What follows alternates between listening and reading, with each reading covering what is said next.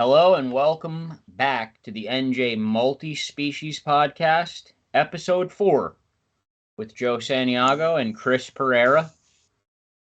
Tonight's guest, Chuck Manny. He'll be here in a few minutes. But Chris, I think you have a couple things we have to talk about first. Yeah, I just wanted to touch. I don't want to sound like I'm beating a dead horse here. I just want to keep everyone updated on the Merrill Creek. You are beating a dead horse. You're beating a dead horse. I'm gonna beat the dead horse till it dies again. It doesn't matter. Like, I just want to keep everyone updated on the Merrill Creek situation. And I mean, like, I'm getting pushback from guys online, like, it's a privately owned reservoir. They could do whatever they want. Like, no, they can't. The state has been stocking fish in this reservoir for decades, and the entire fishery is built off of the fees from our fishing licenses. They cannot do whatever they want. There was some kind of agreement made, and we can't seem to figure out what that was. I'm kind of hoping someone from Fish and Wildlife kind of steps into this and helps with it. But a bunch of us went to the Harmony Township council meeting, and we said our piece to the mayor. There's a lot of angry kayakers, a lot of angry hikers, a lot of angry fishermen.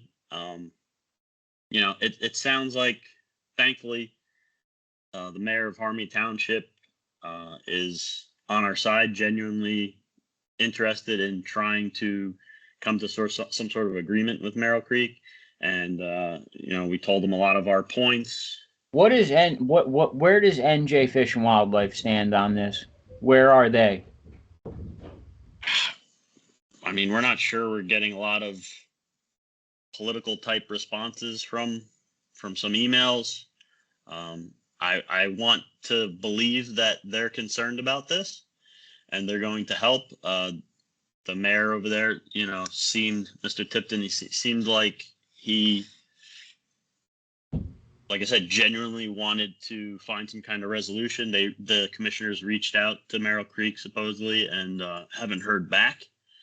And hopefully Fish and Wildlife can get in on the negotiations or whatever needs to happen to come to some sort of resolution, because the hours that they're going to change to next month are just asinine. It makes no sense. Well, all right, we're going to move right on from Merrill Creek because the horse is dead. Done. Yeah, so, I'm done. I'll beat it again next week.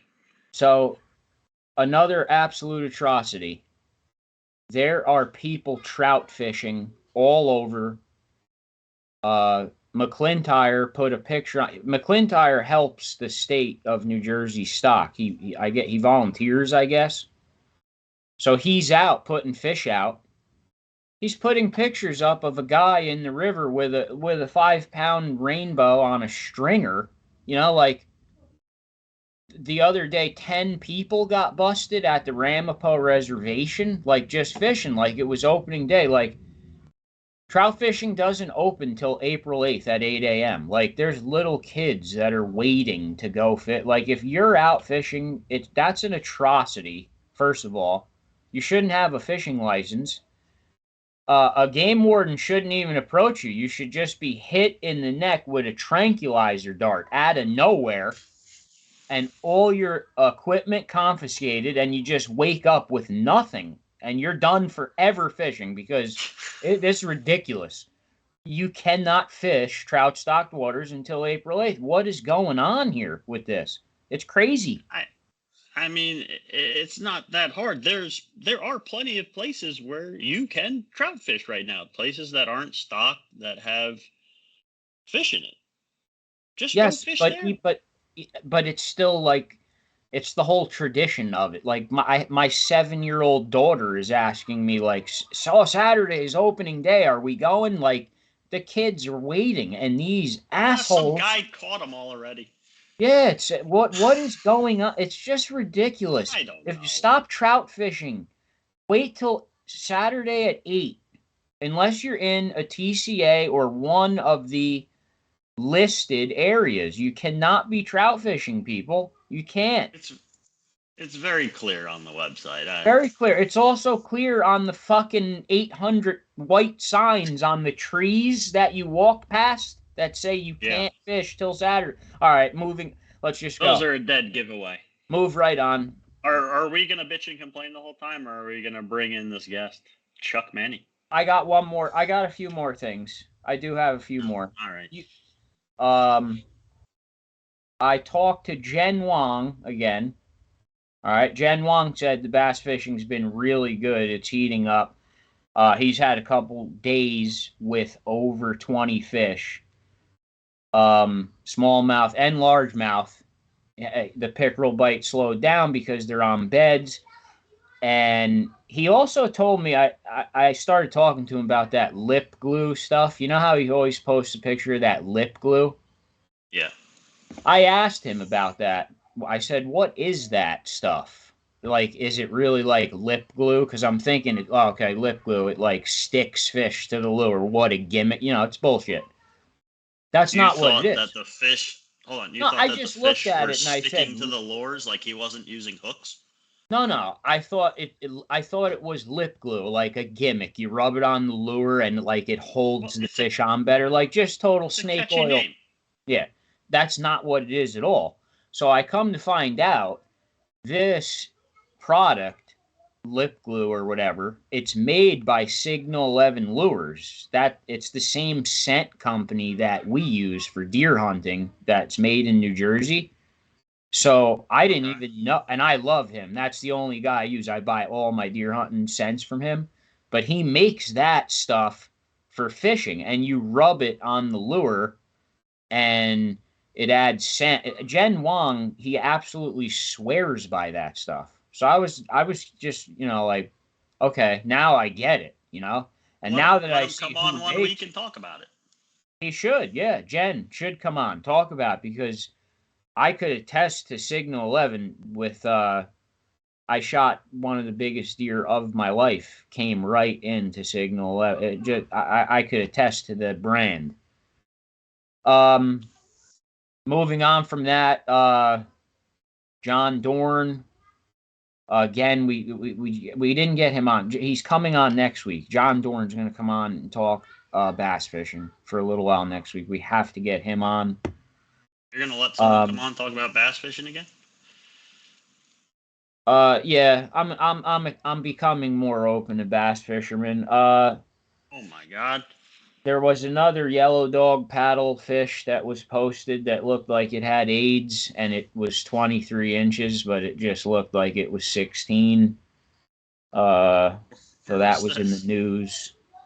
I don't know what's up with that. Where do you get your news? I just look at their posts. What are those? And like they put up ridiculous lengths. Just come on. I don't even pay attention to that anymore. I just assume everyone lies about the length of their fish. If you're not taking a picture of your fish and submitting it to the Skillful Angler, I'm just assuming you're a liar. Well, that's another. A lot of I found Edward Guth Jr. He hit me on Facebook. He's the one tied for pickerel. Okay. Mike K is on the board for crappie at 14.88. That's new. I don't think Mike K ever did Skillful Angler, did he? Like, now he's doing it? I have no idea, but I mean, if new people are starting to submit fish, then that's great. No, you know what? I think I remember I saw his name on it with a pike a couple of years ago. I think an ice fishing pike. So he does do it. All right, well, Mike K, if you want to call us or email us about your crappie. Frank Rosinski, who I said last week, he took the lead with largemouth bass. I said 23.5 or something. I was wrong. It's 23 3/4. Chris Pereira, I've never heard of him, but he's added a smallmouth bass, 20 1/4. That's been on there. I already told you. We did this already. Yeah, but it wasn't. No, I didn't do these. I haven't. Yeah, you did this shtick already. You tried to call me out on it. I'll guarantee you, if you go back through the episodes, you will not find the smallmouth bass entry. These weren't on here. Okay. Dan Deuce, Pryor. I know you can Dan hear Pryor us. Dan Pryor leads with this hybrid still. There's more new stuff. I'm trying. Mike. Oh, okay. So the next morning, actually, after last week's episode, Thomas Wyatt, the guest that came on, talk about his yellow perch, he got knocked off the leaderboard the next morning. We cursed him. It sounds like we cursed him. So maybe if you do have a skillful anglerfish, don't come on here. Do not come here. No. He was knocked off by Mike Herman. Mike Herman's now the leader of yellow perch at 14 3/4. And it looks like Andrew Noonan, is now the walleye leader. So, because it was the same guy led walleye and hybrid, but now it's not. Andrew Noonan has the walleye. Oh, and Chad Harder added a 9.5 inch sunfish. So now there's a sunfish. Nice. There's now a crappie and a sunfish on the board. I have to get out. Like, I'm going pan fishing Friday now. I have to. You really want those panfish slots, don't you? Well, Tarnowski will tell you, panfish. And of course, you are the panfish queen. The panfish queen. I am the 2022 New Jersey Skillful Angler Sunfish Champion, defending, and I will defend it. I always end up in like a vicious battle with Peter Rathgens. Like, it's always me and him, like, submitting sunfish back and forth at each other. Peter Rathgens seems to always catch giant panfish. Yeah, I'm rooting for him 100%. Edward Guth Jr., like I said, I found him. He talked to me, and then I sent him a Facebook friend request, and he didn't accept it, so he must just not like me. I don't know. If he does, email me. The Mike Case has a picture of his crappie. Most of these guys did put pictures up. There's nice. And, of course, the last one, the king of the bullhead catfish, Dwayne Chapman, he still leads. Joe Bergen, is he still alive? Is he good? Dwayne is still, he's not, well, he's with us, but he's not alive. It's a complicated thing. COVID has ravaged his brain. It's eating it alive. But he'll be back eventually.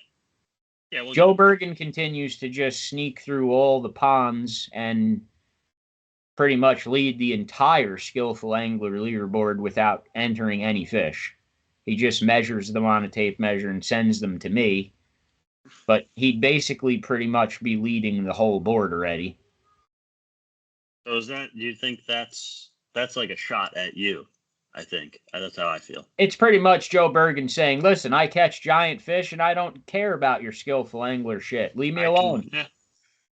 So, yeah, he shoves it to me. Joe Bergen keeps shoving it to me. Eventually, he's going to submit one. Joe Bergen is going to submit a fish. I know where he fishes. I'm just gonna find him. I'm gonna sneak up behind him, and I'm gonna take a picture of his fish, and I'm gonna submit it under his name. Listen, just so people understand, just because Thomas Wyatt's leading yellow perch was knocked off the leaderboard, he's no longer the current leader for yellow perch, but he still accomplished the yellow perch. So he's going to get a certificate for that yellow perch. It still counts towards his masters. It still counts towards his elite. So just because you don't lead or catch the fish that's the biggest one, doesn't matter. You still want to get all your skillful angler fish caught in, because, it doesn't matter if it's the leading one. It's, you need it for your own personal thing. But now, okay, we won't waste more time with it. You, Chris, you want to talk anything more about Skillful Angler, or are we gonna go to Chuck? I just wanted to, real quick, and Deuce, just back me up on this. He's gonna pull the clip from the first episode where you called me out on my smallmouth bass that was already on there, and we're gonna turn it into some kind of wacky TikTok or something. He's gonna take care of that for me. The sunfish. Deuce is already sleeping because he was sleeping 10 minutes ago. Like, he literally he hit record and went to sleep. So don't even talk to him. He's totally gone. He's gonna wake. He has an alarm set for like 8:30. He's gonna wake up and say, "Oh, you guys done yet? This is bullshit."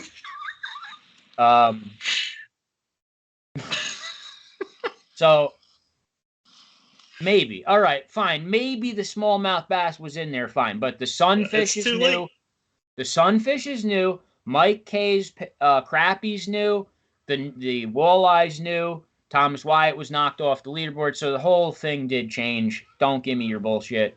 Oh God. Okay. Last thing before Chuck. It's going to take 5 minutes. I have to explain this because I think it's an awesome idea, but it's kind of confusing.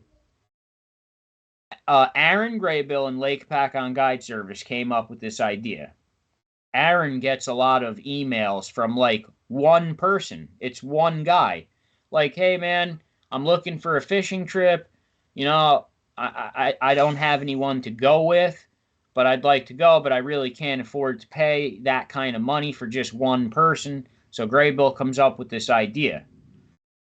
He's going to have an open boat every Monday and Thursday night. It's just an open boat. It's for anyone who wants to show up and pay $85. It's $85 a person. I already got to correct you. I don't think you can just show up. You do have to call ahead. It doesn't have to be a long time in advance. But if you just show up and some other guy showed up before you and he's full and you're shit out of luck, don't just show up. Yeah, don't show up. Okay. So every Monday and Thursday, Lake Hopatcong has a boat, a patio boat that's ready to go out. I think it takes up to 8 or 9 people. It's guided by who's ever working that night. It'll be one of the top guys. You know, there's only 3 or 4 of them. You send him an email and say, I think I'm going to fish this day. You show up, you pay $85, you jump on, they supply everything, and they bring you to all the fishing spots.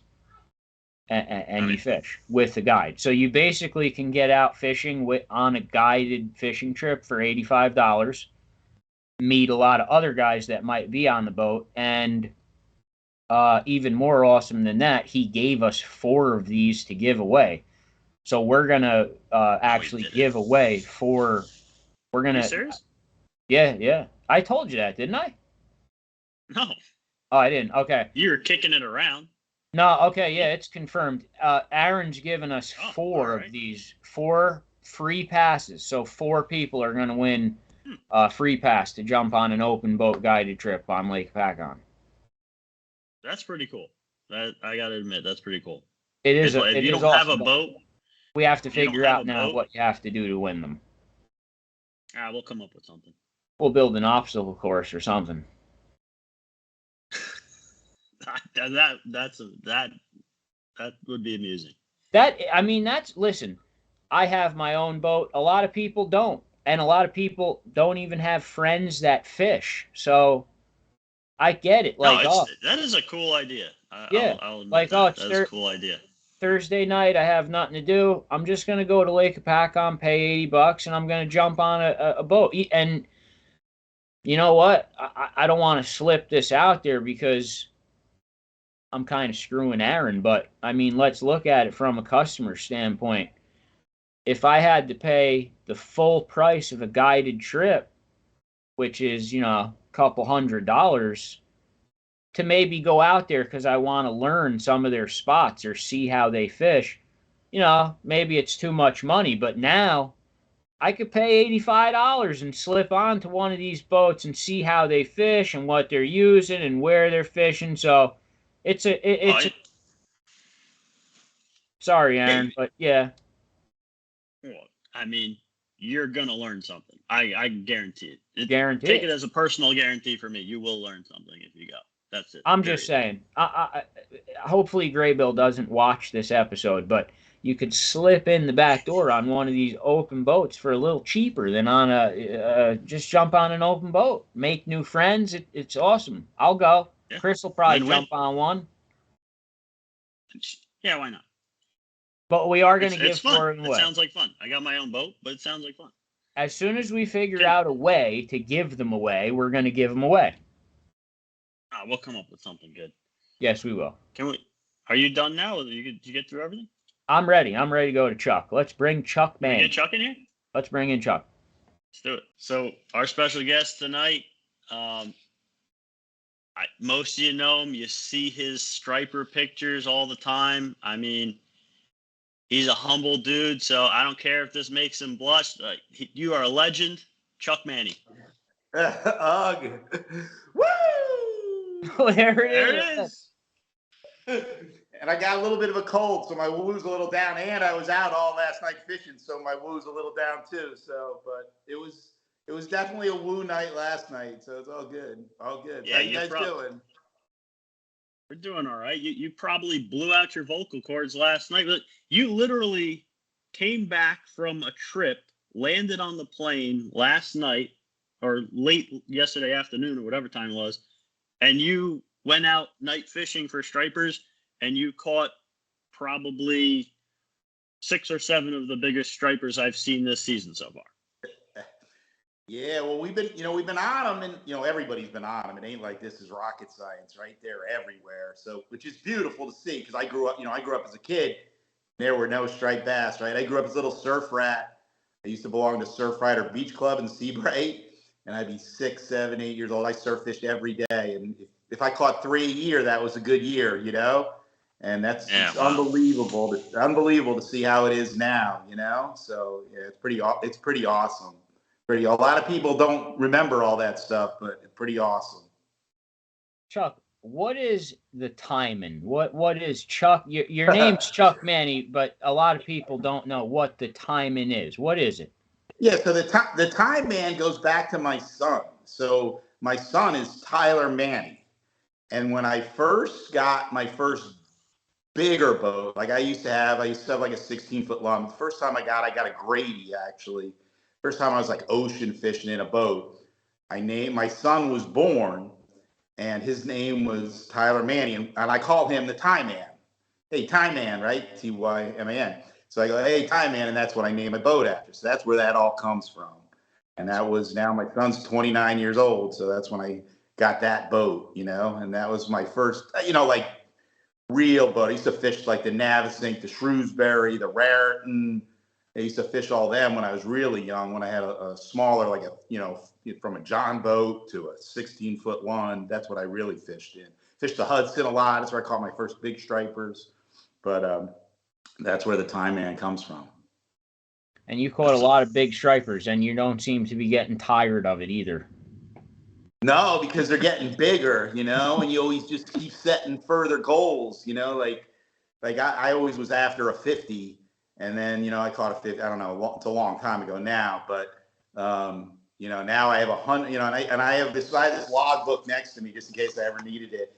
But I write every time I go fishing, I write down that log book exactly if I go bluegill fishing, it's in this log book, and I've got logs from all the way back into the 70s. And, but anyway, those log books go back to when I caught my first 50. And then this winter, I got my 107th 50, and we did finally get a 60. We got a fish that was 61 pounds, which was, wow. That's kind of like my dream, right? I didn't reel it in, but that's okay. It's still, to me, that's awesome. That's what it's all about. And, I mean, now it's just 70. I believe that with the new regulations in a few years, the old 50s is 60, right? And now it'll be shooting for a 70, Do you like this? You like the new regulations? Yeah, I think it's great, man. I've seen a big uptick in the size of the fish. And it's also changed my fishing a lot because I know Chris knows this. I like to pull eels behind planer boards. That's kind of like my thing, right? And that's like a big fish thing. And for whatever reason, it really works for big fish. And with the new regulations, especially up here in Jersey, everybody's looking for keepers, right? And a lot of people make fun of me because I don't catch keepers, right? So they always. Who's making fun of you? Hold on. Hey, hold on a second. Who's making fun of you for catching fish that are too big? Oh man, my boy Derek. Where's Derek at? Little Fisher Price. He loves to beat on me about the no keeper thing. So do you ever catch keepers, or do you just not take pictures of them? Occasionally, but most of the time I'll just avoid the pictures at all costs because I'm just gonna get grieved. So we're not going there. All right, let me ask you this, because I didn't know I know how I've gotten to fish your style before. And when we were doing it, it did work. We caught some giant fish. But what about, I mean, you're dragging the planer boards with that eel. What are you doing with the fish finder screen? You're seeing those marks down 35, 40 feet too. I mean, are they going to come up and hit the eel? Like I was like, let's throw a mojo down the middle. Not in there. 100%. And I've done that before, like years ago. I can remember bringing mojos up here back in the 80s. Mojos came from a lot of commercial guys, used to fish mojos in North Carolina, off the coast of North Carolina for striped bass in the wintertime. And I used to keep my boat in Oregon Inlet in the, that was the early 90s. That's when the stripers used to go that far south in the wintertime. And we used to fish mojos. And I remember bringing mojos up here. Nobody knew nobody ever even heard of a mojo. This is 30 years ago now, and now it's like, oh, everybody's got a mojo. And you could definitely put a mojo down. The thing with a bass, though, most of those big bass are pretty high in the water column. Like, people catch on spoons, they catch on mojos, but I'll bet you at least 50% of the fish they're targeting are above those baits. So they're limiting the number of fish that they're actually got a shot at catching, right? And that's why that planer board eeling thing kind of really works. And if you ever get on my boat, you'll watch. First of all, I truly believe that my diesel attracts the fish, right? I've seen so many of them, but you'll see them streak. You'll see a streak from 70 feet on the bottom straight up to my boat, and then you'll watch the eel jump out of the water behind a planer board, and then the eel get blasted, and you're just like, I just can't believe I just saw that. Never seen an eel jump out of the water. Crazy. Yeah, it's crazy. And, the whole thing with that planer board thing, it really comes down to speed control. Like, even people that try it, some people have a real hard time doing it. They always ask me, well, how fast do you go? And there is no answer to that because it all depends on current, tide, everything else.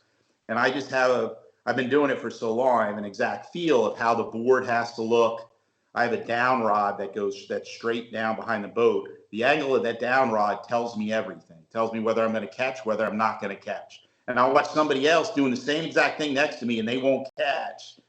And because they'll be going maybe a half a knot faster than me or something. But like 0.2 of a knot, 0.4 of a knot makes all the difference in the world between absolutely annihilating them and catching one or two. So that is a very, very specific thing in my world. That's why I don't mind telling people about it, because you have to do it for a long time to get really, really good at it. You'll catch some big fish, no doubt. But to catch numbers of big fish, you got to get very, very specific. So if you're heading out, I'm sorry, Chris, last question, then you can go. Right. I don't want to forget it. So when you're about to go heading out fishing to do your thing, how many dozen eels are you buying? You buying 17,000 eels? That's why I can't get any here. Yeah. If you try to buy an eel in New Jersey, they're sold out. I got them all, but you should. So I have a pen. That's behind not even a joke. I have a pen behind. They're hard to find. I'm wondering if Chuck's buying all of them. Yeah, he is. That's not even a joke. No, I keep a pen behind my boat, and I usually have 300 to 400 eels in that pen. And are you serious? Yeah, I'm serious. Wait, is he for real or is he serious? Is he serious? No, listen to me. He said, I talked to him before, and he said, "Oh, no, I don't mind sharing what I do. I bought all the fucking eels already anyway."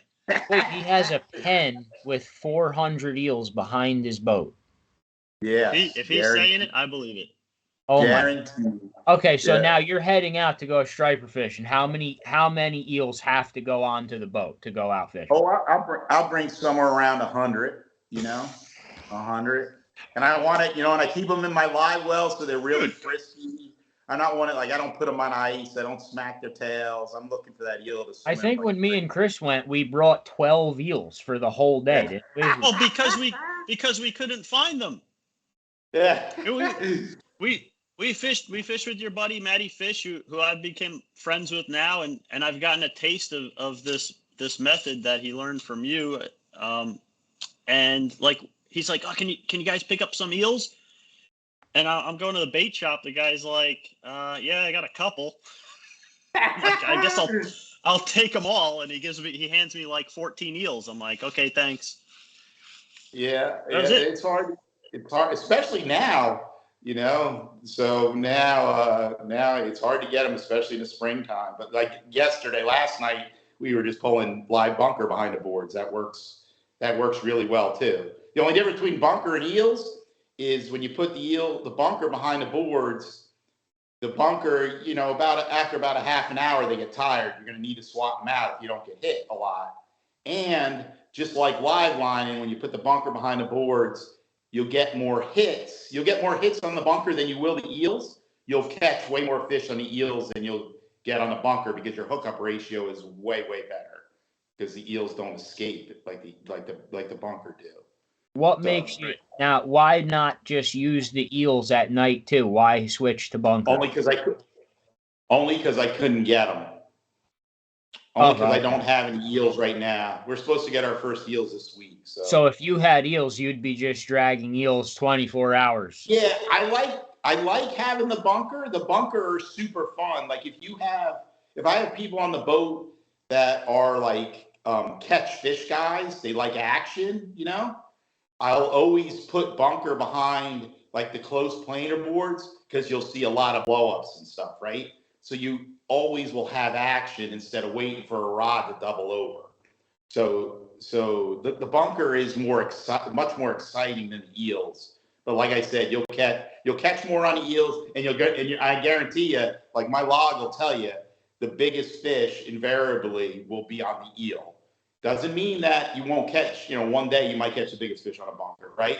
But over 100 trips, I'll bet you it's 75, 80% of the time the biggest fish was going to come on the eel. For whatever reason that is, I don't know. And I don't really care, right? That's just a proven fact. Did you learn this from someone or you figured this out? Yeah, I mean, if you fish any lake, any striper lake down south, like from Virginia south, all they do is pull planer boards. Now, most of them, they pull planer boards with like herring behind them, right?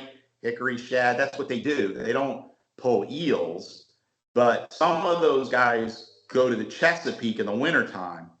And for years, like all of a sudden we used to bobber fish mainly. Like, so we would put out 12 bobbers. If you look at my boat, you'll see I have 13 rod holders down the side of each side of my boat, and you can drift and put out bobbers, and that's what we used to do. And then over time, we figured out that we could cover more water by you putting them on planer boards and getting them off the side of the boat. So that's when we started switching to planer boards. But it all comes from lake fishing down in the southeast part of the United States.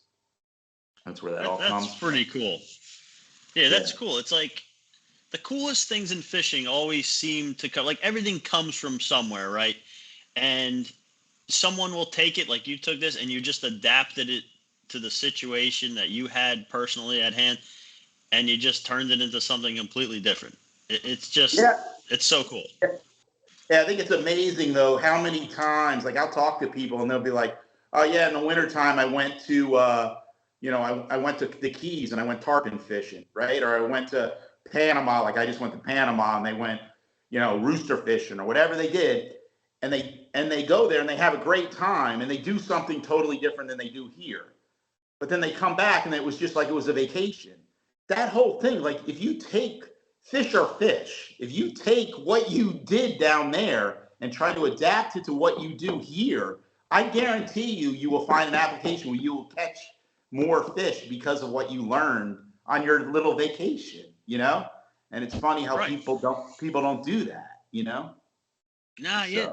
They tend to become very robotic or like, and it just, take something from somewhere else, adapt it to what you're doing. You just never know, like, I don't know, 9 times out of 10, maybe it doesn't work. Maybe nothing Right. happens. That 1 out of 10 times, you could come up with gold. Yeah. Well, it's the same thing. Like on social media, people be like, I get all the time. People be like, do you ever get skunked? Do you ever get skunked? And I'm like, well, I fish like I'm retired, right? I've been retired for like 18 years. I fish like 4 or 5 times a week. I post like the day after I catch, right? So if you don't see me post for like 4 or 5 days, I got skunked. That's what happened. That's why I didn't post. Yeah. Yeah. So, I mean, I don't usually go online and say, hey guys, what's up? I went fishing today. I didn't catch anything. Have a nice day, and I'll talk to you tomorrow. Exactly. Like that's just the way it is, Like so like, but I'm not a guy. People always ask like, oh, how much do you cost for a charter? Do you do 6-packs? I'm like, no, I don't. I just take friends. And all right, I got a funny story for that before you go on, because I know okay. Joe's gonna want to laugh at me for this because you brought it up. The first time I'm friends with Justin Lerner, obviously, right? And he came out fishing with you a couple times. So yeah. I didn't know. I didn't know anything about. I didn't know you. So I see Justin Lerner's posting these pictures and these striped bass like I've never seen before, just monsters. And I'm not typically someone who I do striper fishing. I don't typically, if I'm going to go on a charter, I'm going I'm paying for blackfish charter. I'm not typically paying for a striper charter. But I see these fish, and then he goes again with you, and he's and I'm like, and again, I knew nothing. I call him, and I'm like, look, Justin, I know I told you, striper fishing charter is not really my thing. I got to go with you next time you go with this guy. Let me know. I don't care how much it is. I want, get me in on the trip, man. And he's like, no, it's not a charter. I'm just fishing with my buddy. I'm like, I don't think I said anything. I just sit there on the phone. I'm like, what? I'm like, it's not a charter. I'm like, what? He's putting. I've never seen anything like that. I follow all the charter guys. I've never seen consistent monster stripers like this before. Every fish is gigantic. Every fish is huge. But that's because that's what I fish for. You know what I mean? Like, it's so different because I'm not a charter, right? Like the charter guy, like going back to the regulations, like the charter guy, what happens what happens? He wants to catch a certain number of keepers, right? So Raritan Bay has tons of big fish, but they're mixed with other fish. So when you catch big fish in Raritan Bay, you're weeding through fish to catch a big fish, right? That's different than what I do, right? I'm trying to go somewhere where there are no little fish. It's only big fish. And once again, I would bring up Derek's name, right? Or Johnny Cantello, somebody like that. They know exactly what I do. They could do what I do, but they'd have to go. They're going to the ocean and they're not going to catch a keeper, right? So their customers. It depends what the clients want. Right. Their clients they want to catch a big fish, but they also want keepers. You can't, those two things don't necessarily go together. Right now in April, they do. Into May, they do. But when you get to, say, May 15th and on, I'm going to the ocean. I'm going to the ocean, and I'm going to see literally 2 boats a day. Nobody's out there. Like everyone talks about the crowds. I don't see anybody. I don't fish around anybody. Yeah. But because I'm getting away from those fish, What do you think about the bluefish, Chuck? You think the striper flurry is what's pushing them out, or? I don't know, but the funny thing is going back to this method of pulling eels behind a planer board. 10 years ago, I used to do it in Virginia. I would try to do it here early in the spring. I couldn't do it as soon as the bluefish showed up because you would go through 100 eels a day. You would just get chomped to hell. And the only reason I can do it now is because the bluefish have disappeared, right? So for me, I mean, it's not that I love fish in general. So it's terrible the bluefish aren't here, but for my type of fishing, it's amazing. It's totally changed my world. They're out of your way. They're out of the way. Wait, hold on a second. You're saying the blue fishing hasn't been that good the last couple of years? Because Scott Tarnowski's telling me it's still great. Yeah, not So what blue fishing is now is very targeted to me. You know what I mean? Like it's like oh, there's a run in Raritan Bay. There's the Manasquan River. You know, not. Remember when we had bazillions of bluefish? That was a little different. Yeah. Yeah. Well, Scott Tarnowski moved out of New Jersey when there was still a ton of bluefish, and he got in an argument with Chris today, and he started telling us how great the blue fishing is, and we kind of had to tell him, like, no, not anymore. Like, you can only keep 2 now. Like, you can't keep a garbage can full anymore. Yes. Yeah. That was a little. Those were kind of ridiculous times. I feel like it's a little different world than it was. I mean, even 10 years ago. You know. But I'm curious: are they gone, or can they just not come in because there's too many stripers from this slot fish that they just get pushed out? I don't know. I mean, there's so much bait here.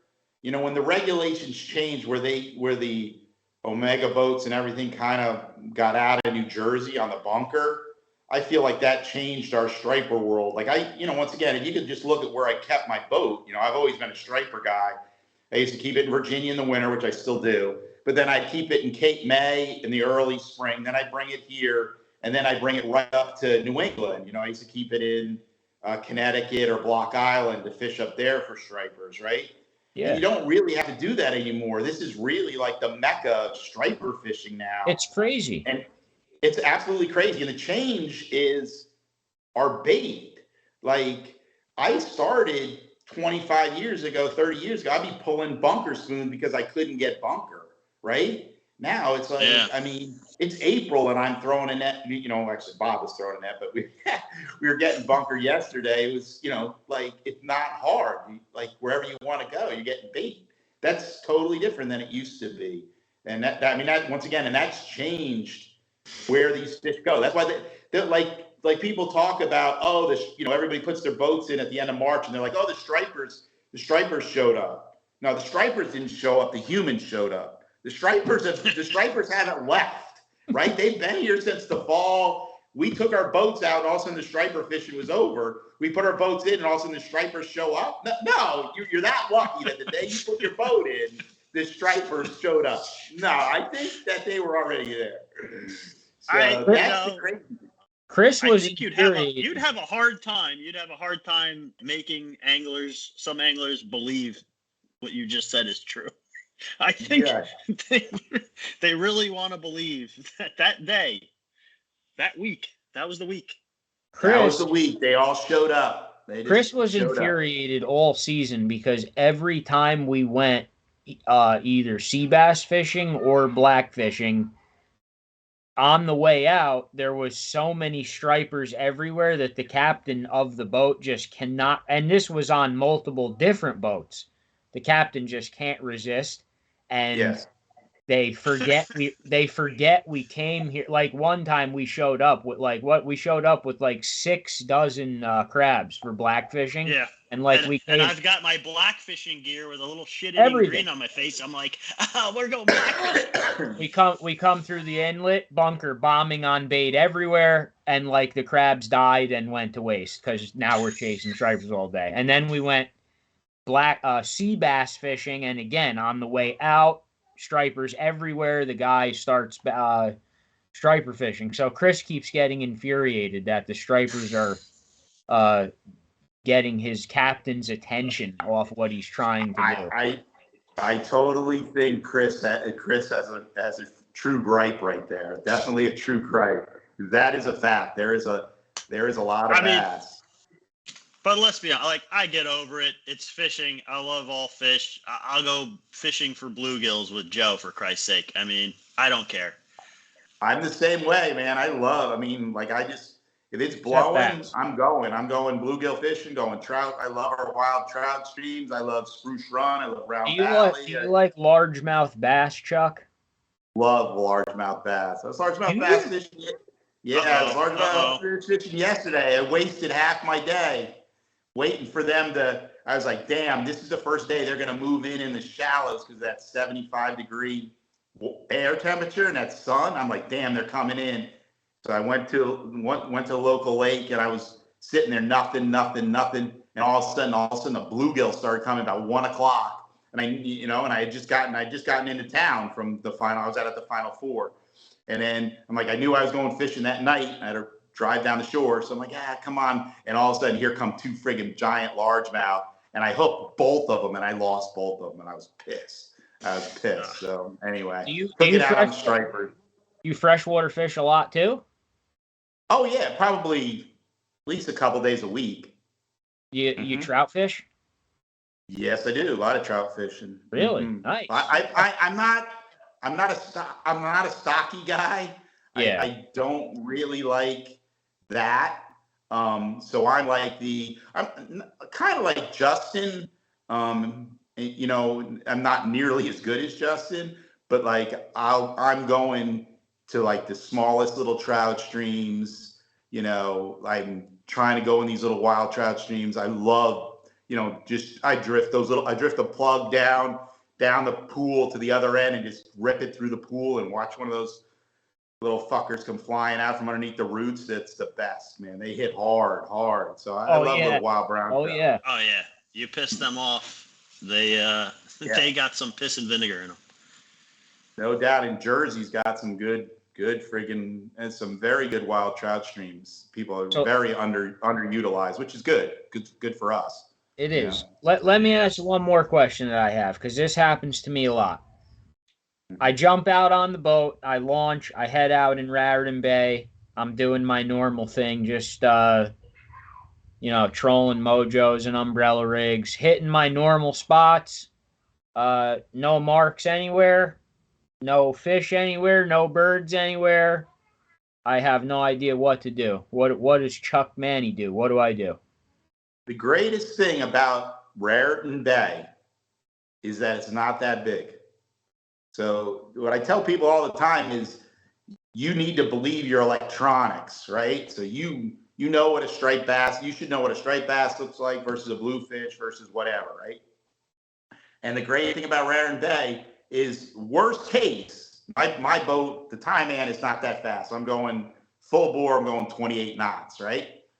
I'm driving around that bay in circles from West Bank, the Ammo Pier, the Keyport, right, to the Triangle, to Great Kills Harbor, and I'm just going to go in circles until I mark them and find them, because they're there somewhere, right? And that bay ain't that big. All you're doing is blowing maybe 40 minutes to ride around that bay, right? And you're going to find them. But a lot of people do is they get impatient and they got to put out the mojos. They got to put it out, right? And they don't catch anything. But I would tell you, just learn your electronics, believe your electronics, and just go. And that bay ain't that big. And forget about where the cluster of boats are. Forget about them, right? Just the go fleet. drive around. The fleet. Where the fleet? Yes, get away from the fleet. And once again, that striper fleet tends to be on that south side of the bay. I got to tell you that north side of that bay from, up along Staten Island is very quiet and very good. That's what I would tell people. Well, yeah, a lot of the times that fleet, right? One boat stops, right? Another boat comes out, says, "Oh, what's this guy doing here? I want to stop it." Now there's 2 boats there. Now 2 more boats come out. Oh, those guys must be on fish. Now there's 5 boats there. Next thing you know, there's a fleet there. There might not even be a fucking fish there. It's the blind leading the blind. Exactly. I've gone out sometimes with some guys, and we can't find anything. You're like, oh, let's go see what these guys are doing. And you drive through and you're just like, there's nothing here. What the fuck are these guys doing? It's 3 people sunbathing. Right. And once again, either you're marking or you're not marking. It isn't like your machine is wrong. Like that's a great thing about today. This ain't 50 years ago. You got the technology. Just drive around, figure it out. And don't worry about everybody else. And it doesn't need to be this super expensive fish finder. I mean, even the lower end models are amazing now. Yeah, 100%. I don't have a lot of stuff. I don't have side scan, right? I don't have live scope. I don't have any of that stuff. Yeah. You don't. It's great if you have it, right? And I get the value of it, but man, a good sonar system is all you need. You need to be able. The one thing about your sonar system, telling people all the time, is when you're running full bore, you should be able to mark fish. If you run and it gets all fuzzy where you can't mark, you got a problem. You should be able to, because you're running by, some days you're running by the best bite, you know, might be right outside your marina. You don't know, right outside the ramp.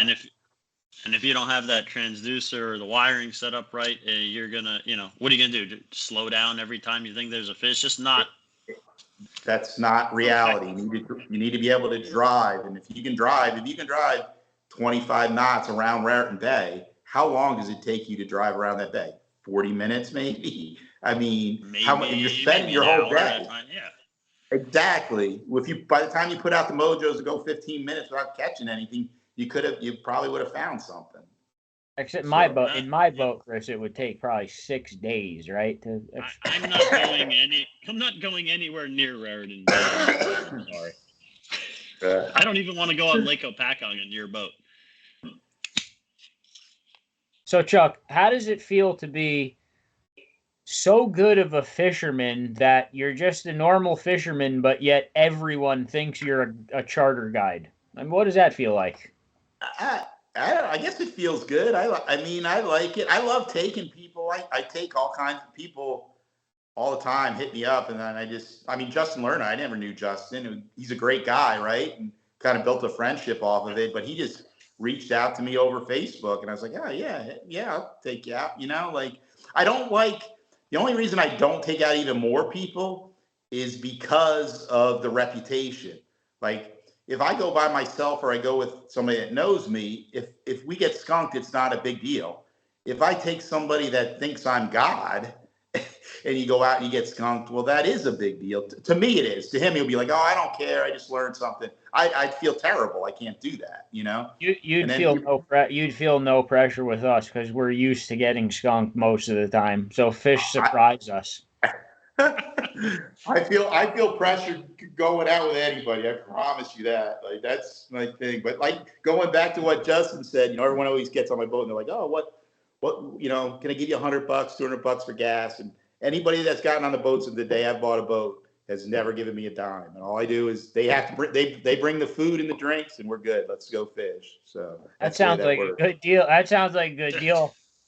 Yeah, that's a good deal. Chuck, you are awesome. I don't know how else to say it. You're just the coolest dude, man. You're awesome. You're the man, Chuck. You're the man. Man, you guys are killing me, man. You guys are tearing me up. He's so humble when you say shit like that. He gets all red. Chuck, I just sit here. It's hard not to get red when you're already a ginger. You're right. I could sit here and talk fishing with you for hours. No problem. Yeah, I'll tell you. But going back to those, if you don't mind me bringing something up, going back to those planer boards.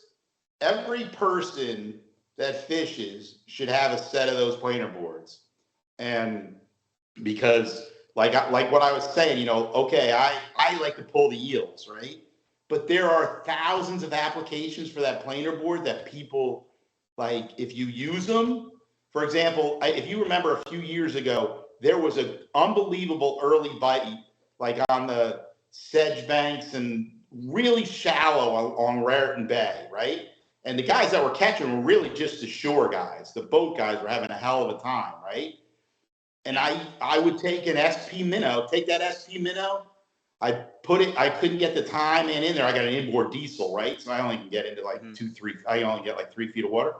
I put that SP minnow behind that planer board, slide it to the bank. That fucker would get slammed left and right, like just clobbered. And like everybody sees a planer board and they think of just what I do, right? One of the things I love to fish the Verrazano Bridge, right? But I've gotten fined a couple times for getting too close to it, right? A couple of years ago, I got a $500 fine because I was fishing on the bridge. But now I take the planer board, I put a live bunker behind that planer board. That planer board, I just push it out. I stay 75 feet out and I put that planer board right on the pylon. And just get whale, bass, blowing a bunker out of the water. There's so many applications. And, that's one of the things I would tell people on the show is, man, get some of those planer boards and just like try to figure out different things to use them. Going back to if you wanted a freshwater thing, like I'm in the Delaware and the current of the Delaware, right? I want to get my bait out a little bit further. I put it on the planer board near the shore, slide the planer board out with the rod, and it just sits out there, like your walleye fishing or your whatever cat fishing. Yeah, I run. You can get it out as far as you want. I never really thought about that. That's a great idea. There's 1,000 applications. I run 4 planer boards off each side, and until Chris lost, I run offshore plane. I don't know which ones you use. I use offshore. Chris lost one. It's gone, and yeah, you did. So I had 7. I had to buy a replacement one for the one Chris lost. You didn't put it on right. No, you put it on. I was fighting the fish that was on it doesn't put mean it on. I lost You the board. put it on. He didn't put it behind the peg, Chuck. The peg inside. He didn't put it behind it. And I'm fighting the fish while the board floats away into the Round Valley Bermuda Triangle. Now you're fighting the fish too? No. And then he broke it. And then about 10 minutes after that, he ripped the entire handle on the downrigger. He ripped it off. He ripped it off down. Broke it. Do you want me to tell you? You want a story about a planer board? Let's hear it. Yeah. Here's a story about a planer board. So if anybody gets on my boat, and Matt will probably tell you this, my planer boards have flash on them. They have all kinds of things hanging off of them. Super thing because I've seen so many fish come up on the board, right?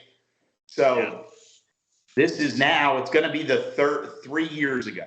I'm off Asbury Park, pulling eels, and my closest planer board, maybe it's 20 feet off the side of the boat, on the surface, all of a sudden, this bass comes up, and I see the bass come up behind the planer board. And he comes up and whales the planer board, right? Tries to eat it. Comes off of it, comes up again. Devours the planer board, and the line starts ripping drag. I'm telling you, it didn't eat the eel. I had this fish on it. It ended up being a 48-pound fish. Got it to the boat.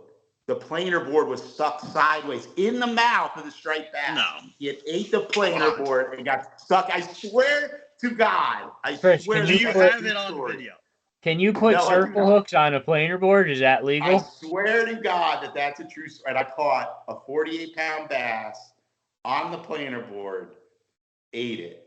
So that's a story for you right there.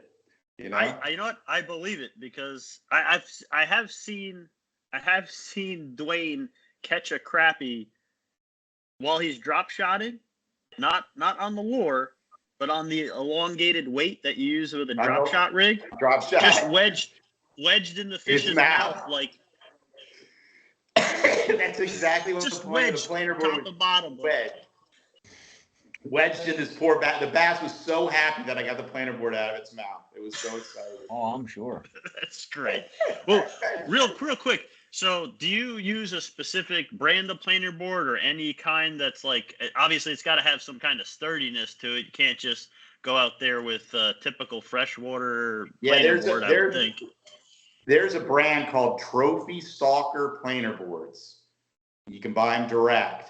So it's Trophy Stalker, Stalker planer boards. You can look it up, and all you will see is pictures of giant striped bass because they're the lake guys that fish in Chesapeake, and that's the board I use. So I used to use like walleye boards, the offshore boards. Nothing compared to those Trophy Stalker ones for what I do. For what I do. That's the brand I use. You have anything they else? Straight up catch the stripers themselves.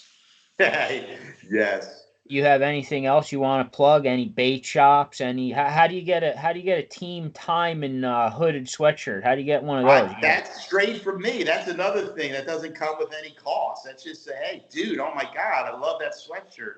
I need one. That's how people get them. They don't. So basically, they're not for sale or anything. This guy's saying he has a pen of 400 eels, and you basically have to bring him some drinks and a pizza, and you get a hooded sweatshirt and get to catch giant stripers all day. Like, there has to be – he must be a serial killer or something. Well, what's the catch behind this? No, I mean, it must be that when you get on my boat, you're like, okay, this dude, I'm never getting on with him again. Most people, don't. There's very few people that come back because Like when I go, like I'm going like when sun up and I'm coming or we're coming home in the dark. People are like, holy shit, when are we going home? Oh, ask Chris. When are we going home? Chris, what'll happen if Chuck doesn't let me give him gas money? What'll happen? Joe has a panic attack. Joe's having a panic. I can't fish for free. You gotta let me help. You gotta let me do something. That ain't happening, Joe. I freak, man. When they Joe, you better bring a lot of pizzas if you go with Chuck. Exactly. All right, I'll make up for it in pizza. Chuck, I can't thank you enough, Chuck, for coming on. I hope you come back on, and hopefully we get to get out on that boat with some GoPros. Anytime. I do got some good videos underwater from the striped bass eating those eels. Do you have a YouTube? You know what? No, I don't. No, that's way too much technology for me, Joe. I could barely get on this Skype call. Are you kidding me? How do people see these videos? They would just have to go back in my Instagram stuff or my Facebook stuff. Oh, so they're online. All right. And yeah. Chuck Manny, what's your Instagram tag? It's Chuck Tyman Manny. It's just that, Okay. Like and he'll come up. Yeah, I mean the only stuff that I do use, just plug in Shimano. I'm a big Shimano guy. I love my Shimano stuff. So that's one thing I plug. That stuff is some vast, nothing like a Trinidad 20 or 30. That's my go-to reel. Good Terramar rod, fucking money. So nice. That'd be my one plug for Shimano. What do you got left for him, Chris? I mean, I could sit here and talk to when I swung by earlier today. I was like, Hey, Chris, can I give the one roosterfish story? I know it's not Jersey. Oh yeah, dude, because what you told me about it was real interesting. Yeah. And so Joe, one of the things, going back to my comment about like people from New Jersey go on vacation and then they don't really use what they learned on their vacation here fishing, same exact thing. So we go to Panama, right? And we're on like a mothership, so it's like you're off grid, right? Pretty awesome. But anyway, the lures that we're working were exactly what we use for striped bass. So I'm throwing an SP minnow and a hydro minnow were like the go-to lures, right? And we've got this bite of small yellowfin, like 8 to 10 pound yellowfin tuna up against these rocks, right on Panama. And I'm chucking this hydro minnow and I hook up with like an 8 pound yellowfin on a 4,000 reel. And the next thing you know, I'm reeling it in and out of nowhere, I get slammed, right? And all of a sudden, like I can't control this fish. I'm like, holy crap. And I'm assuming it's like a giant bull shark or something ate this yellowfin. Nope, 55 pound rooster fish. Took me 45 minutes to get this rooster in. And the picture is unbelievable too. That fish is unbelievable. And the biggest one of those pictures, that ate an 8 pound yellowfin tuna. That's how I caught that fish on a hydro minnow. That's freaking awesome. That is awesome. Yep. But, Chuck, I appreciate it, man. I appreciate you coming on, and I hope you come back on, and I hope we get to go fishing. I really do. Yeah, definitely. Thanks, guys. I appreciate it. I just found out Chuck lives like 10 minutes from me, and he's retired, and all he does is fish. So now I'm just going to be knocking on his door with my fishing rod. Well, let's go.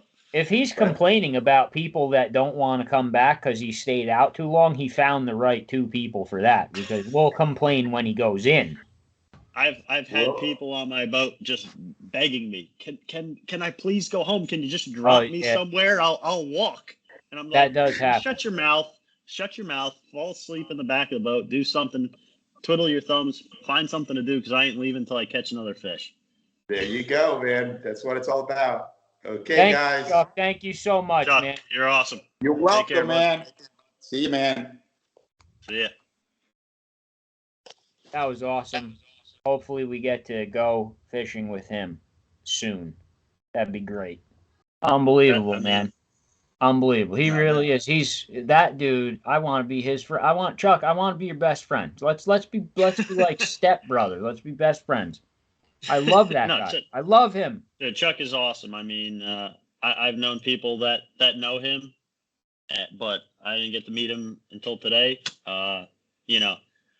My buddy Brandon, he was his baseball coach, I believe.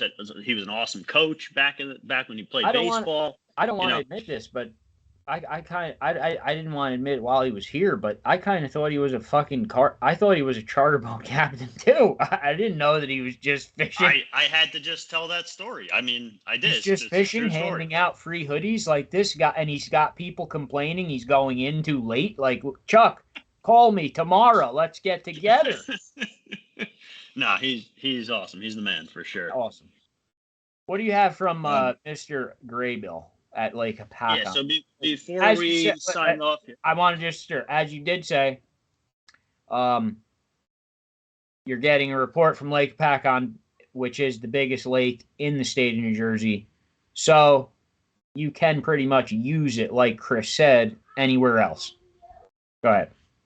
Right. You kind of, we're getting these reports from Aaron Graybill and Lake Hopatcong Guide Service, which is awesome. Can't thank them enough for that. On a side note, without the fishing report, Eddie Mackin has completely vanished from all social media. He's gone. What that means is the fishing's good, because that's what happens. No, it's more than the fishing's good.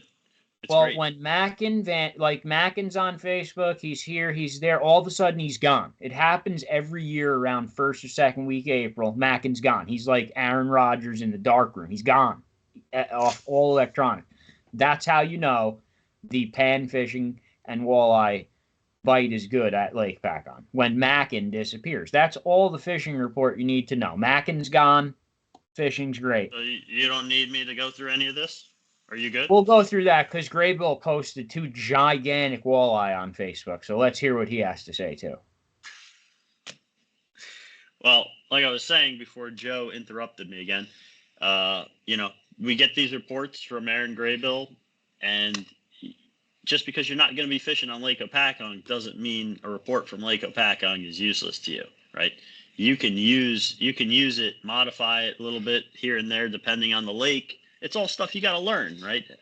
Anyway, he wanted us to spread the word that Knee Deep Club has been helping. I think they're on their second stocking of trout in the lake was completed. Right, so there's a lot of trout swimming around in there, and you can, just to be clear, you can fish for trout in Lake Hopatcong. You just have to release them immediately until opening day, which is Saturday. I believe the Knee Deep Club stocked a lot of brown trout in there they're kind of doing, I guess, an experiment, you'd call it. They're studying. There's a lot of speculation that's backed by, some good data that the brown trout can maybe actually hold over in Lake Hopatcong through the summer and kind of hold over in there and survive, which is pretty cool to think about. I mean, it's definitely happening. I guess it's just a matter of how much it's happening. If it's to a point where it's not just like a fish here and there happens to get through the summer. Well, because I was right that Lake Hopatcong does have the state record rainbow trout, and it was verified on YouTube by Fast Eddie. So you were 100% wrong. So we know there's big fish. When did I argue with you about that? Now, if you want to talk about pulling up tape, you had a whole thing with this. There's a whole thing on YouTube with Fast Eddie, and he backed me up on it. It came out of Lake Hopatcong. You said, whatever. What did I say? Oh, Deuce can find it. I don't know what you said. You said that it wasn't. He can make a TikTok video out of it. I don't care. Fast Eddie posted on YouTube that it was caught in 1982 by, he even wrote the name and Lake Hopatcong. Right. And I posted under that. So Chris is wrong. Yeah, but I couldn't figure out why you were saying that because I never disputed that. All right. You totally ruined the Lake Hopatcong fishing report now. I think you ruined it, but I'm going to get back to I don't need it. I don't need it. Eddie Mackin's gone. I know the deal already. Look, all right, if you want to just go to the bottom line, the fishing on Lake Hopatcong right now is fucking awesome. All right?